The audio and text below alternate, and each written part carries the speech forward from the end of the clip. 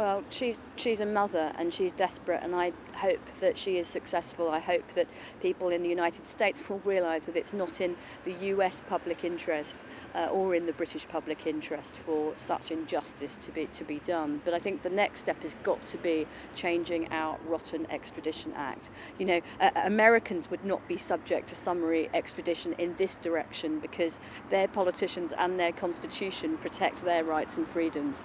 I think it's very important that we change the Extradition Act that was passed here straight after 9/11. It was passed on the pretext it would just be about terrorism, and look at the results. We need a basic case shown in the local court before anyone is carted off to the other side of the world, and we need the possibility of people being tried at home where that's appropriate because of their vulnerability or because their actions all took place in Britain.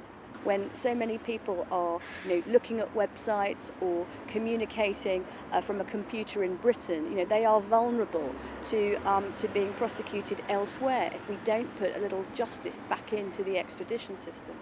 I think this is just another heart-rending, high-profile case that shows the public, if they didn't already know it, that our extradition law is a mess. It is rotten, it is unjust, it doesn't ensure that a basic case is shown in a local court before you're plucked off to another part of the world, and crucially, it doesn't allow for cases to be tried in Britain where it's in the interests of justice that you're tried at home. I think it might be difficult for a change in the law to be in time for Gary McKinnon's heartbreaking case. I think that his family and his supporters are right to appeal to the common sense of the American authorities now.